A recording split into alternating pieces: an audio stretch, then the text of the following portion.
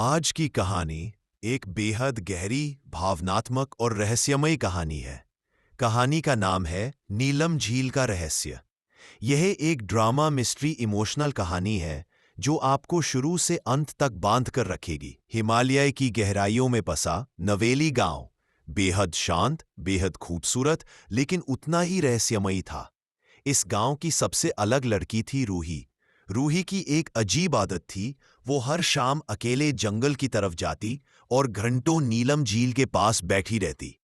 लोग उससे पूछते, तुम रोज वहां क्यों जाती हो? रूही मुस्कुरा कर कहती, वो झील मुझे बुलाती है।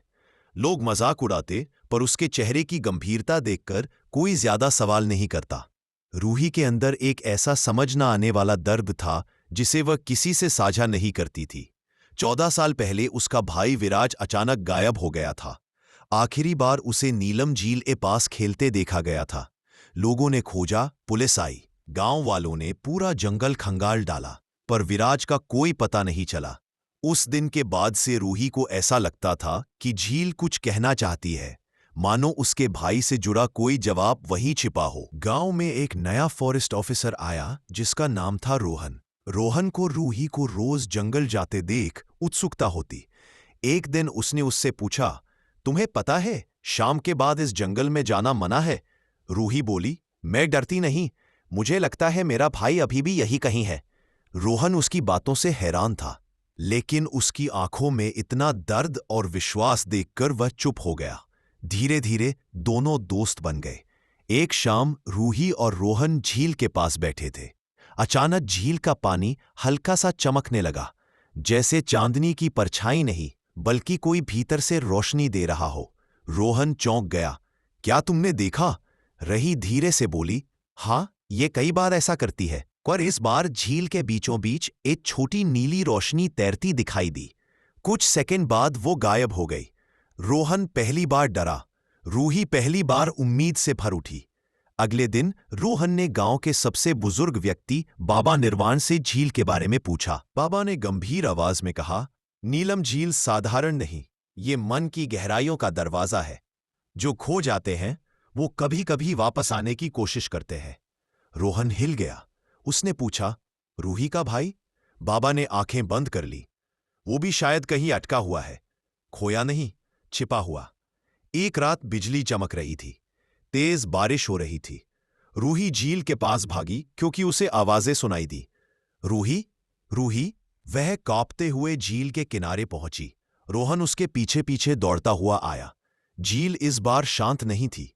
उसकी सतह पर तेज लहरें उठ रही थीं। और फिर एक हाथ पानी के ऊपर उभरा, छरहरा, सफेद, ठंडा। रूही चीख पड़ी, भैया! रोहन उसे पीछे खींचने लगा, पर रूही ने उसका हाथ छुड़ाकर आगे बढ़ गई। रूही झील में घुटनों तक उतर गई। हाथ फिर से ऊपर आया और इस बार उसके साथ एक चेहरा दिखाई दिया। वो विराज था, पहले जैसा नहीं था। उसकी आंखों में एक गहरी नीली चमक थी, जैसे वह किसी और दुनिया से लौट रहा हो। विराज ने थरथराते हुए कहा, रूही, मैं खोया नहीं, झील ने मुझे रोक लिया था। उस दिन मैं इस रोशनी के पीछे गया था। रूही रो पड़ी, तुम इतने साल कहाँ थे? विराज की आवाज टूटी हुई थी। समय वहां रुक जाता है। मुझे लगा कुछ पल बीत रहे हैं, पर यहां 14 साल गुजर गए। रोहन अविश्वास में था, पर दृश्य उसके सामने था। वो झील सच में कोई दूसरी दुनिया थी। झील कांपने लगी, पानी का रंग गहरा नीला हो गया। विराज ने रूही से कहा, मैं पूरी तरह वापस नहीं आ सकता, झील मुझे जाने नहीं देगी, लेकिन मैं तुम्हें अलविदा कहने आया हूं। रूही ने उसका हाथ कसकर पकड़ लिया, नहीं, मैं तुम्हें वापस ले जाऊंगी। विराज ने सिर हिलाया, अगर तुम मुझे बाहर खींचोगी तो तुम भी उसी दुनिया में फंस जाओगी। झील ने विराज का हाथ फिर नीचे खींचना शुरू किया। वह धीरे धीरे डूबने लगा। रूही रोते हुए चिल्लाई, भैया! विराज ने आखिरी बार कहा, मैं हमेशा तुम्हारे साथ हूं।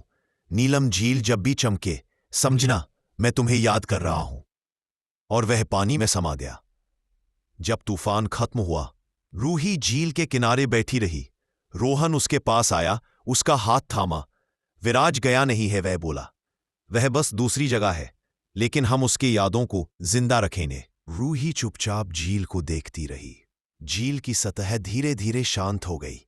जैसे उसने अपना रहस्य फिर से छिपा लिया हो। रूही ने आंखें बंद की और पहली बार उसे डर नहीं लगा। उसे लगा विराज सच में यही है, उसके आसपास, उसके दिल में। अब रूही ने रोज झील जाना बंद कर दिया।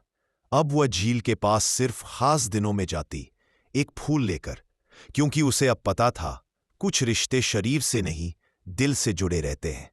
कुछ प्यार कभी खत्म नहीं होता।